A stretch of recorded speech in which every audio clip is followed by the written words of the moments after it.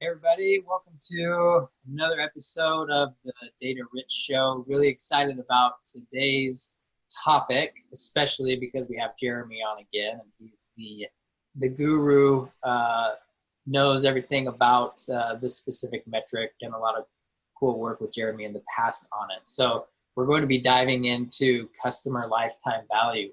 That's kind of a buzzword. A lot of people talk about, and they know that it's a metric they should be tracking, but not everybody knows how to track it effectively.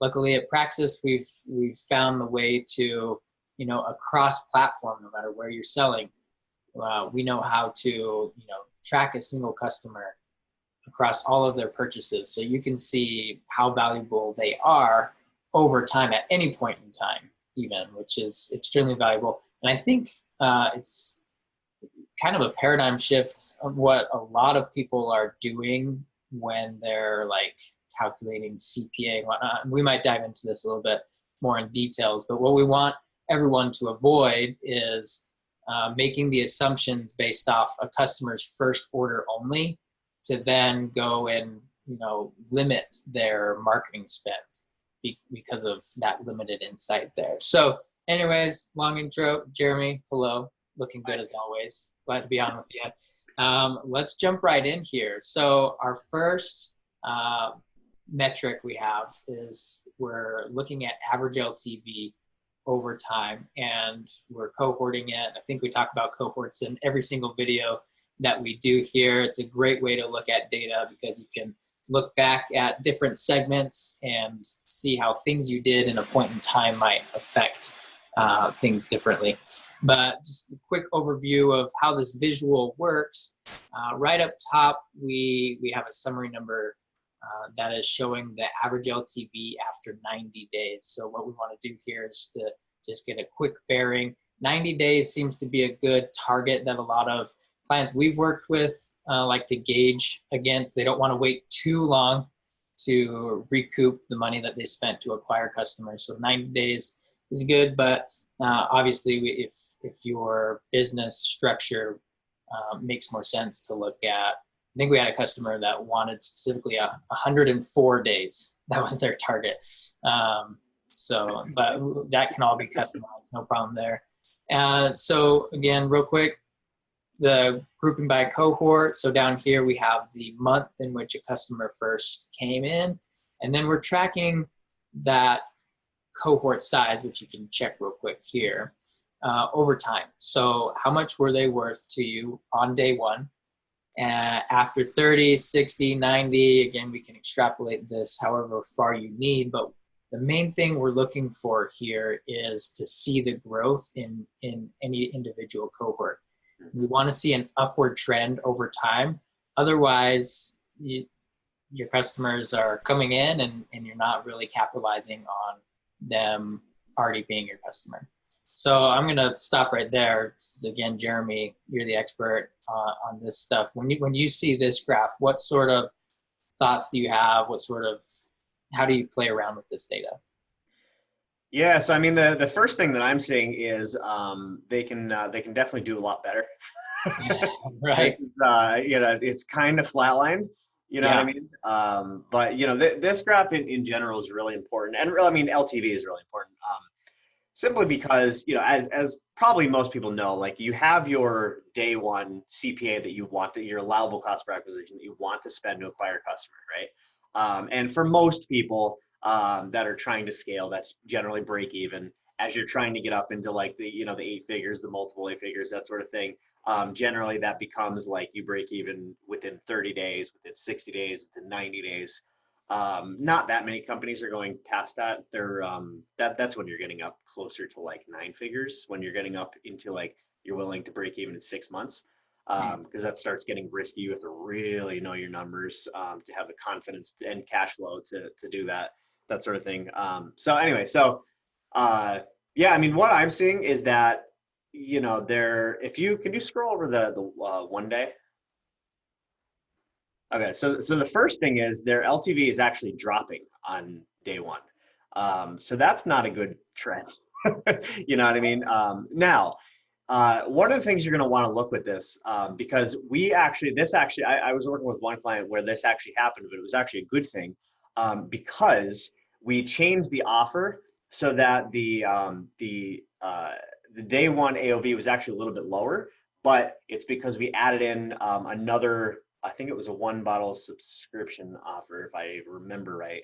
And it increased, or no, 1 bottle one-time offer, because we were only doing a 1 bottle subscription and then 3 bottle and 6 bottle. So we added in a 1 bottle one time, and we increased our conversions by like 40%, and it dropped the AOV by, I don't know, like 15% or something like that. So the overall metrics worked out, right? But it dropped the day one LTV. So when you're looking at this, you have to look at those other factors and say, hey, did we change the price, the offer, that sort of thing? So this doesn't necessarily mean it's a bad thing. Now, in this case, it actually is, because they were getting more customers and higher LTV. But that's just something to keep in mind as you're looking at this. If you're seeing a downward trend, number one is, something's off. But number two is, hey, let's figure out, is there a reason that this happened? Let's figure out that reason. It may simply be because you did something, maybe you lower your price because the more customer, your LTV is worth getting more customers up front, because you're going to get more revenue in the first 90 days or whatever than if you had a higher price and less customers and that sort of thing. Right. So yeah, that's just some initial thoughts from looking at that. Yeah, and again, breaking this down by cohort is what allows you to get answers to the question, well, what influenced that, right? So as we think back on December, yeah, we probably had a lot of holiday promos going on. It's an outlier. Probably don't want to pay too much attention to that unless you can replicate Christmas every month somehow. But I like what you said. Great call out on the downward trend. I think in this data's case, dropping down to 23 might not be bad for the same reasons you were talking about, because it does look like whatever they did to maybe drop the price initially did bring in a whole lot more customers than the first, the 3 months prior to that. So they're probably seeing things not working, headed in the wrong direction, and went for an approach to acquire more customers. But what I would hope to see is, making that day one LTV more like a loss leader, bring them in, get them hooked on the product, and you would then hope to see an increase, like a big jump after 30 days or 60 days, which we're not seeing here, unfortunately. So again, with this data, I would say we need to tweak something. We need to get this customer. They're only making their customers. They're basically only making about $1 per month. Right. Even if you're getting 20,000 customers a month, that's only 20 grand a month, which for most businesses isn't really that much. You know what I mean? It's depending on how many funnels you have and like kind of what else is going on, it's not all that exciting. So yeah, there's definitely a lot of room for improvement here for sure. Right.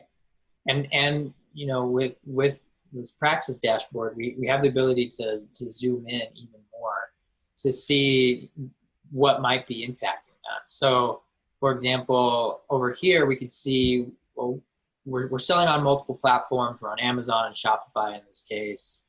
And if a customer comes in via one of these platforms, do they perform differently from one or the other? And so if we turn off Amazon, well, there we go, right? Mm-hmm. These numbers look a lot better. We're more engaged with these clients. Maybe we have a proper setup, email string or even subscription models based off people that are coming through Shopify.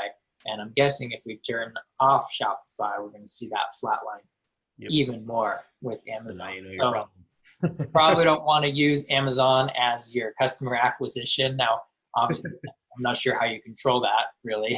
Yeah. But any thoughts on that, Jeremy? Yeah, well, and that's the power of these graphs. It just goes to show you, right? So we looked and we said, something's wrong, right? That's before we drill down. So that's what's really powerful about these is that ability to drill down and say, okay, well, let's remove Amazon, and you can see that this looks way, way better, you know? So go back to the Shopify so I can see that again real quick. So Amazon is basically flatline, which honestly, if anybody sells on Amazon, you know why that's the case, because you don't own the customer data, right? So you're making the sale. Maybe you get some people coming back to Amazon. It's kind of hard, in my experience, to get a lot of brand loyalty on Amazon because there's 4 billion choices and you don't really have enough room or assets to be able to really like tell your brand message and your story and that sort of thing. Even customer experience, like it's really hard to again, in my experience, I'm not really a huge Amazon guy, to build a really, really good brand on Amazon because you can't control anything, right? So it's I know with my clients, we use that as kind of just let's pop it in there. It brings in a couple $100,000 a year, whatever. Cool. Like it, pays for some employees or whatever. You know what I mean? It's not a lead acquisition strategy. It's kind of just it's actually Amazon's actually very good, and this is kind of getting the weeds, but Amazon's very good for if you're running a lot of traffic on the typical tier 1 networks, Facebook and Google, and doing affiliates and like all that other stuff. There's going to be a certain segment of the audience that just doesn't like long form letters. They don't like to buy on regular websites, and they love Amazon. I know I love Amazon. I'll see a brand. I've done it multiple times where I go and I look on someone's website. In fact, I actually just did it with a thing that you put on your back and you like roll on it, and one of those things. I was watching the videos on their website, typed it in, looked it on Amazon, got it on Amazon. It was the exact same price. They didn't have their Amazon strategy correct. So it was the exact same price, but it was free shipping. So I'm like, all right, well, I'm going to get on Amazon. Boom, boom, boom. Took 2 seconds to buy it. That sort of thing. So, but I don't even remember what the companies, I'd have to look, I've never been back to them on Amazon. Like, if they controlled the experience on their website, they could have gotten me as kind of a brand loyalty customer. Yeah, tried to tell you on things and whatnot. Yeah.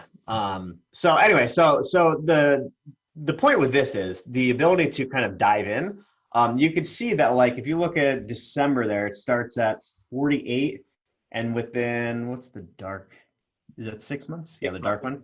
So you're almost whatever that is, 75% increase in 6 months, right? So that gives you a lot of bandwidth to kind of expand your CPA. And we could drill down even more into like 30 days and 60 days and see what that is. But that's actually, there's 2 things. That's a really good jump over 6 months. Is you're like almost doubling the initial value. And the other thing is, if you can tell, and it doesn't do it on every graph, but most of them, there's a huge jump between 3 and 6 months, which could be simply because it's more time than like 1 to 3. Double the time. Yeah. But it's still, that actually to me shows a lot of brand loyalty, because people are still like, if you see a big jump months, days 0 through 90 or whatever, and you're seeing increases, and then it starts leveling off, that means that they're starting to fall off, right? They're starting to kind of fall out of your ecosphere, right? So if you're continuing to see an uptrend as the months progress, as it goes past 3 months, 6 months, 12 months, it's showing a lot of brand loyalty, which means that you're doing something correctly with your branding and your customer experience and all that sort of stuff. So that's something to look out for. If you're like where you're starting to flatline, try to basically put in strategies in place that get people back in, that get them re-excited. Could be product launches, could be promotions, it could be, a lot of customer experience things. You can be, God, I can talk probably a day on all the different things, right, but which you won't go into now. But yeah, that's just something to look for. Yeah. So, I mean, I'm glad we filtered down to the Shopify data, because if this were my business, I would come in here and again, I would see July and August numbers, even on day one, like something crazy's happened. Like we've made, and hopefully as a business owner, I would know exactly what that was, because that's a pretty drastic change. We lost 50% of our day one, 50% plus of our day one revenue. Yeah, we're getting a few more clients in there, but like if we're banking on this, hopefully we have that strategy in place where we're retargeting these customers after X number of days. to get them up to these same levels as before, because Mm-hmm. a small steady increase probably isn't a better strategy than what we were doing earlier in the month or earlier in the year, late last year. Yeah. Yeah, so let's play around with another one of these filters that I really like, and that's this the first order source. So what we're talking about here is, where did the customer come from to when they place their very first order? And if you're kind of just throwing out ads in different places, not sure if you're not using a great strategy on testing different things from different places or knowing your audience and where they interact with you and how it might differ, then this could give you great insight, or maybe a completely new metric that you've never seen before. But being able to have that tracking in place can allow us to drill in here and say, okay, customers that come from our Facebook ads, how do they perform differently than customers that are coming from our affiliate, for example? And we could track these against each other. And we have a separate card that we're going to be touching on that can actually compare them a little bit more directly, so we can see is Facebook better, or is affiliate better, or is Google better? So this might not be the best place to do that comparison, but if we're looking at if we just want to see how Facebook has performed over time because we're testing out different strategies on Facebook, we can instantly drill in and see those types of insights. So Jeremy, I know you've done a lot with Facebook tracking in the past and LTV. What sort of things are you looking for if you were to drill in like this? Yeah, so I mean, the first thing is, when there are a bunch of different ways to basically track the different sources. You know what I mean? I know, like you could simply do separate URLs, right? So I know, like with one client we had, it was like the url.com/FB for Facebook. That's its own page, and then like / the product. All the Facebook traffic went into Praxis, so we could see that. Then if we were doing Google, it was like /Google or whatever, or /AFF for affiliates. So that's one way that you can do it. And there are definitely different ways to be able to do that. One of the downfalls to that specifically, sending them each to different pages, is that it hurts your split testing. So that's one of the things we realized after doing that was like, hey, if we're getting 10,000 visitors a day, but we have 3 different pages that they're going to, we can only use 3,300 people for each test instead of 10,000. So it reduces your split testing. So it is worth kind of exploring the different options, and Praxis can help you do all that. Exploring the different options of how to separate your traffic, but it's so important. I mean, I know like definitely, it's, of course, it's different in every business, but you'll certainly find differences in LTV for different traffic sources.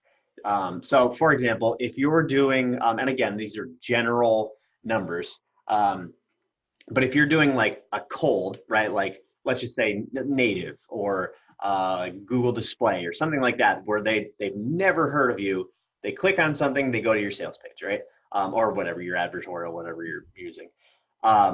There's no trust built in. There's no likability factor. There's no credibility. However much they get from that sales page carries through to the rest of their experience, right? So their LTV is generally a little bit lower than someone like an affiliate or even Facebook, depending on how you're doing it, because you can actually build a lot of likability and trust and credibility and stuff in the actual Facebook ad, which carries through. And you'll generally see higher conversions and higher LTV on sources like that, where you can do all that, like essentially pre-selling up front versus cold, where they're kind of just, they're essentially, the difference is when someone from a warm traffic source buys, they're much more sold on the product. They're like, this is going to work for me, right? Whereas a lot of times from cold traffic, it's the mindset is more of like, I'm going to try this out and see how it works, right? And just that mental shift is so different, and it carries through, right? So, and then of course, it also depends. There's so many different factors in this. It depends on your product. So if you have a really good product that gets results, someone comes through, they already like you, they're going to give you the benefit of doubt, probably won't refund, that sort of thing. They come through from a cold traffic source, they're going to refund instantly. So you may even see your refunds higher. If it works really well, you might see that more even, right, on the back end. So that, I mean, there's so many different factors. You talk like for an entire day about about all this. That's not really the point of this video, but it's the big point is, I mean, really the first step, because I work with a lot of clients, and honestly, a lot of very big clients in the 8 figures, and a lot of them don't even separate, right? It's just kind of everybody goes to the same thing. And so the first step, honestly, if you're watching this, is separate your traffic. That's it, right? And again, it could be different pages, could be UTM parameter, it could be whatever. Praxis can help you figure that out for your situation.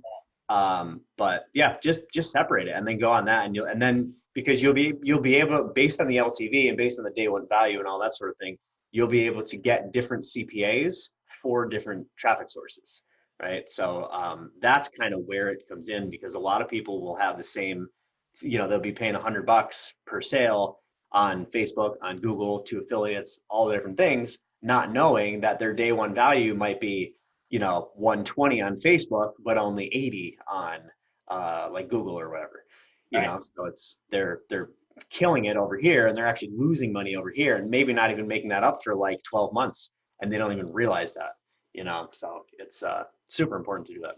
Yeah, awesome insights. And I think we know what our next course needs to be, just understanding how different audiences on different platforms behave differently. It's crazy. So much to know.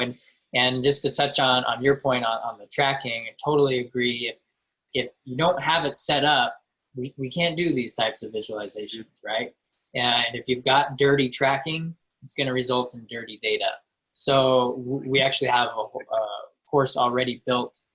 We like to push UTMs, which you mentioned. So, standard operating procedures on creating UTM links so that the data comes through really cleanly. So hit us up if you need any of that. We can get that over to you pretty easily. We spent a lot of time on this graph, and we could spend a whole lot more, but why don't we touch on one of these other ones? And since we're so close to, or already warmed up on talking about sources, let's jump over to this other card that I mentioned before, where instead of cohorting it by the month that they came in, instead we're grouping it by the source that we were just talking about, so that we can get that comparison a lot more directly, rather than toggling to Facebook and then memorizing the numbers that are on the graph and then toggling to this. We like to view it from a whole bunch of different angles so that you can get the insights you need more quickly. So what we have here is those same sources that we were looking at in the other graph, but now we're able to more easily compare them against each other. So from this, we can instantly see that first, what's the source of most of our traffic, right? So direct and affiliate are way more active in bringing more clients than Facebook.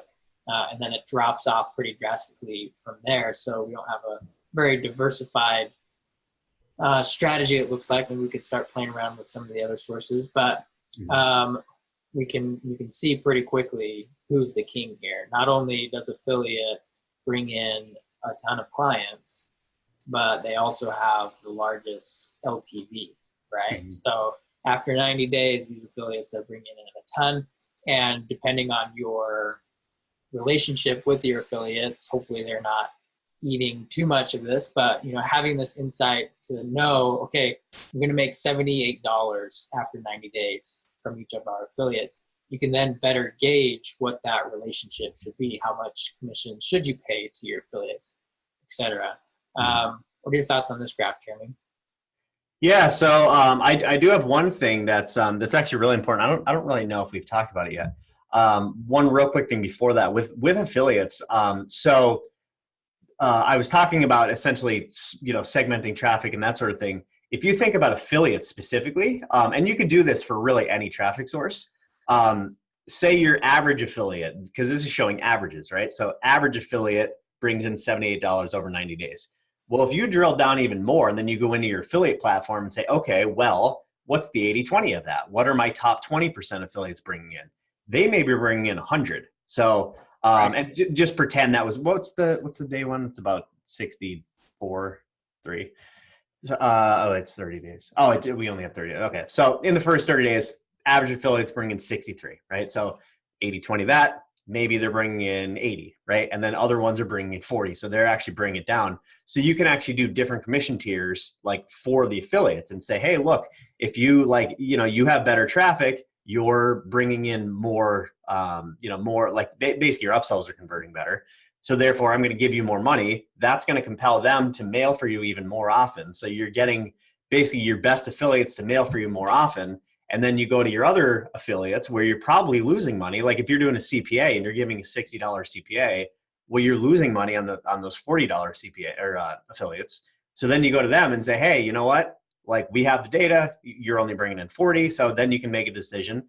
Do we drop their CPA? Do we drop them as affiliates? And certain times you do, certain times you don't. That's kind of a general say. It's going to be specific to your business, but it's more data to look at to make better decisions, right? Yeah. So yeah, and then the other thing that I was so if you go over customer count, can you scroll over that quick? So if I were looking at this, we have all those data, and if you don't take customer count into into consideration, you may be making decisions that you shouldn't be. So for me, like 19 customers, 7 customers, 1 customer, not really reliable data. So maybe don't make big decisions based on 19 customers versus 600 for direct and affiliate. That gives you much better data. The trend, like you're not going to go from 60 and then get, a couple thousand, then you're like 30, right? That's not really going to happen. Whereas, the Instagram DuckDuckGo, what the fuck is that? And YouTube, right? They're like in the, whatever that is, like 30-ish range, right? That may swing back up to like 50, or it may go down to 10. Right, you don't know what's going to happen with that. You add one more person, and it can completely change the result. Yeah, literally one person. Yeah. So always take all the factors into consideration and look at it as a big puzzle, and you need all the pieces to make the proper decision. Right. That's kind of the point there, and that really goes for any graph that you're looking at. Like look at each data point, not just one as a whole. If that makes sense. Yeah, and I forgot I was going to bring that up on this average LTV, because that's as you're playing around with these filters over here, that becomes even more necessary.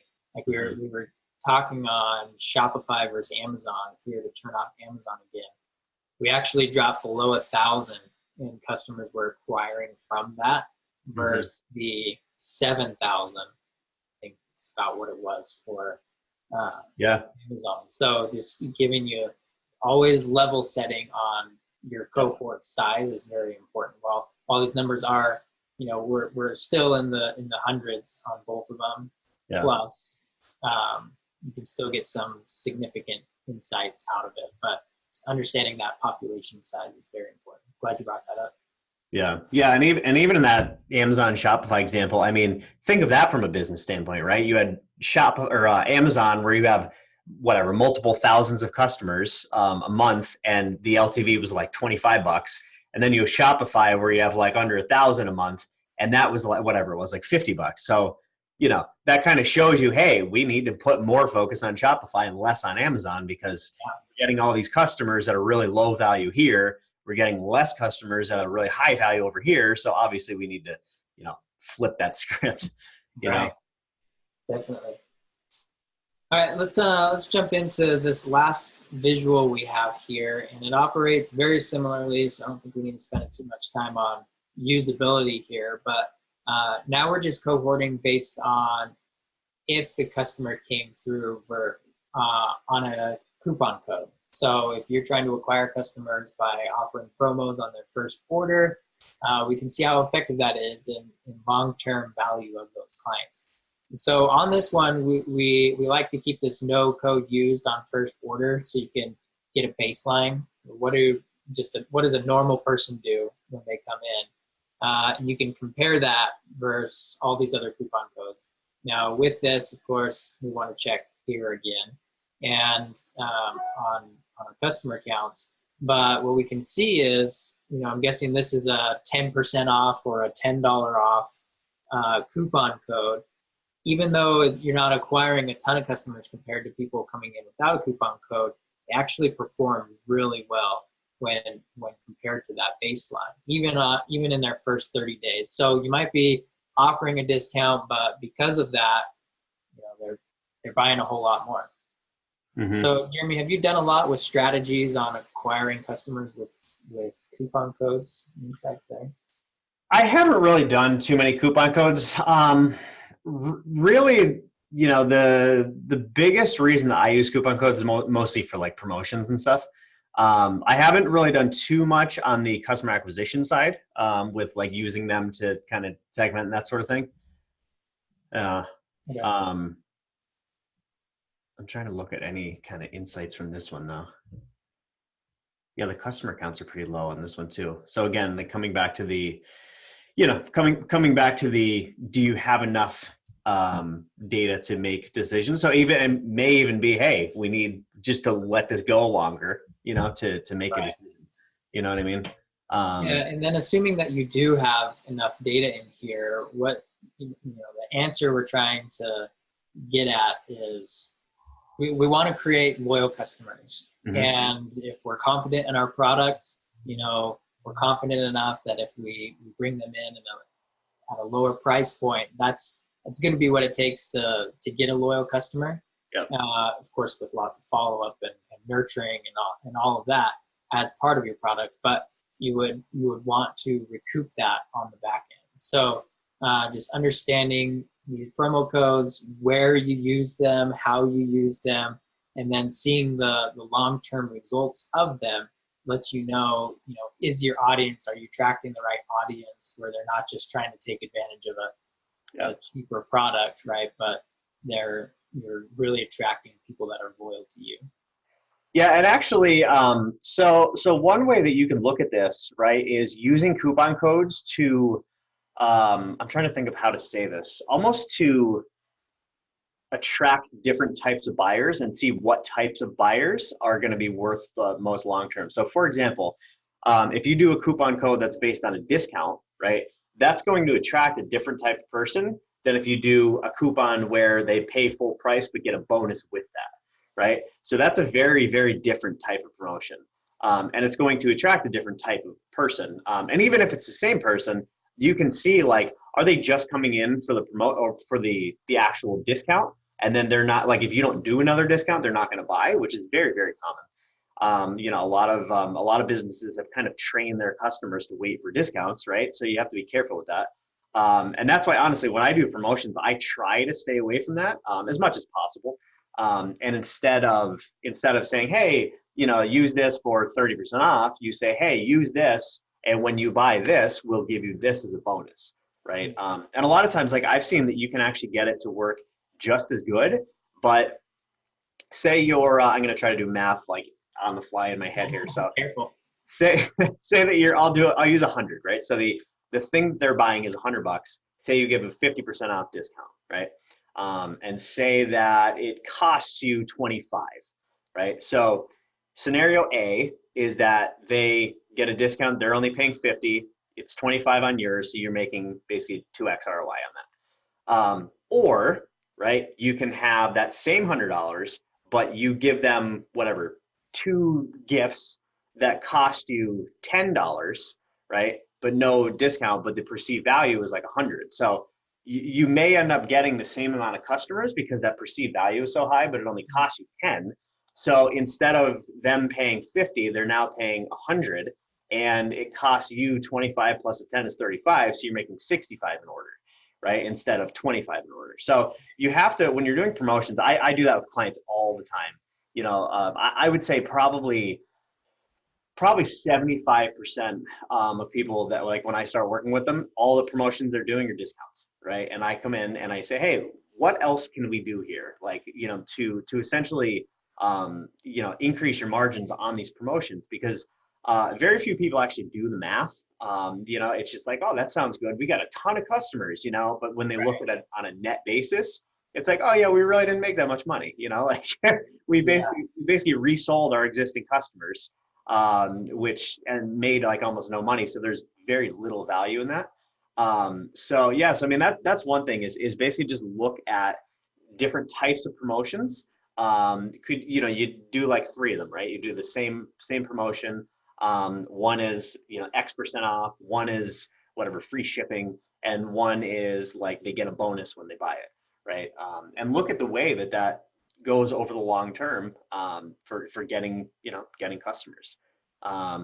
You may even find that if you're very strategic about it, and it's kind of hard to, like, I need a specific business to give a specific example here, but you can be specific about it and think strategically, right? Think long term and say, hey, what can we give them that actually gets them to come back, right? What can we give them that's going to either build brand loyalty, or it's going to put them, they're going to want to, like a consumable, right? They're going to want to buy it over and over and over.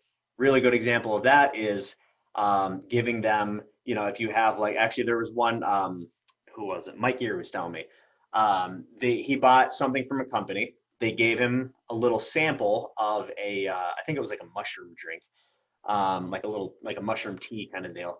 And he's like, I tried it. It probably cost them 50 cents. I tried it and I loved it. And I went on like a $25 a month subscription for like 3 years. Right. So it's stuff like that, right? Give them little bonuses like that to see if and it's a very strategic move to get them to come back. That type of stuff is going to increase your lifetime value. And that's stuff you could track, right? You could do, you can do discounts where they get this bonus versus this one versus this one, and then you track the lifetime of those three and see which one, did better. So there's so many different ways to go about it. You nailed it. And proper naming conventions on your promo codes, make that analysis a lot easier, so you can see, okay, was it just the mushroom drink sample that we sent out, or was it 10%, right? You can compare those across each other.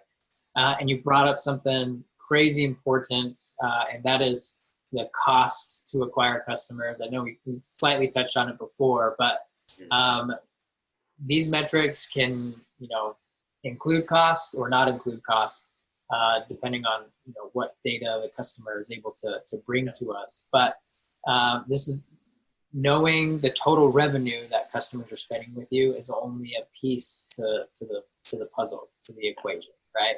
And if you don't know how much your product costs in addition to how much you're spending to acquire the customer, then really these numbers don't help you very much at all, because you could be spending $100 to acquire a customer and only getting 30 back. And even if you see an upward trend in LTV, but don't realize that you're spending way more than you should on the customer, then it's wrong way to look at data, right? So we need to open our minds to that. In this LTV, we've got a lot of customers say, well, is it really the value, or is it just the revenue? So, and that depends on what data we're able to get as we work with clients. If we're including costs in there, then it's showing that true lifetime value of the customer. But if we need to start with just showing the lifetime revenue or lifetime sales of the customer, that's at least the starting point. But that would be the end goal. We would want to be able to easily compare there, so you can see truly how valuable the customers are. Yeah, it's so important. Like you hit it, such an important point to think in terms of net and not think in terms of gross. Everybody talks about gross. Every conversation you're ever going to have about marketing it's all top line, all gross. Gross means absolutely nothing. I know companies, doing $20-30 million a year with like single digit profit margins. And then I also know companies doing a couple million with 75% profit margins, and they're much easier to run. Instead of 50, 60 employees, they have 3, and they're making more money and they're working half. So it's like, you always have to come back to that net, because that's all that matters and nothing else. I mean, the gross, depend. I mean, so, you can get into like the logistics of, hey, we're going to sell it, there's bigger multiples, all that stuff. But in terms of just business health, business growth, like that sort of thing, for these purposes, I mean, you always have to do it on net. So if you guys are working with Praxis and you have it all in gross, talk with Austin, figure out how to get all your net numbers in there, because you know, a $20 bump in AOV for a digital product is way, way different than a $20 AOV bump for a physical product, you know, or if you have 50 employees or whatever, because it just, you know, the margin in there is massively different, you know, so it's super important to get that net in there. Did we emphasize that enough for everybody? Let's understand your costs in addition to this LTV. Yeah. I think we covered everything we wanted to here. Jeremy, any last thoughts on LTV? Kind of comes back to just, you know, when you're like, actually step one is making sure you segment. I guess step like 0.5 is track your lifetime value, because you know, there are a lot of times a lot of opportunities. I mean, God, I've known people that were getting, you know, 4xing their like day one value over the first year, and they're spending so little to acquire customers. And it's like you could like triple how much you're spending on customers and make way more money, you know, because when you spend more, you know, your allowable cost per acquisition, like, it is not a linear thing, right? I was just talking to Kevin Milani about this, and like, if you know, if you increase how much you can afford to spend per customer by 20%, you're not going to get 20% more customers. You're going to get 40, 50, 100, 200%. You know, and there's a whole bunch of factors that go into that, but every like major, really, really good media buyer knows this. For some reason, it hasn't trickled down into like the business owners, and I'm not sure why. But like, talk to your whoever's doing your paid traffic. Talk to them about like the exponential factor with increasing your CPA, because it's, trust me, I've seen it personally, and it's ridiculous, how much of a like gap there is between, you know, what you essentially how much you increase the CPA and the increase in customers you get from that. So, but, and you don't know if you could do that if you're not tracking lifetime value. So Right. it's super important to do that. Awesome. Amazing insights. Jeremy, as always, great to talk to you. Look forward to more conversations in the future. And if anybody has questions on how to analyze or set up lifetime value, talk to Jeremy, talk to us. We'll get your answers for you. And we're looking forward to the next show already. Thanks. See you guys.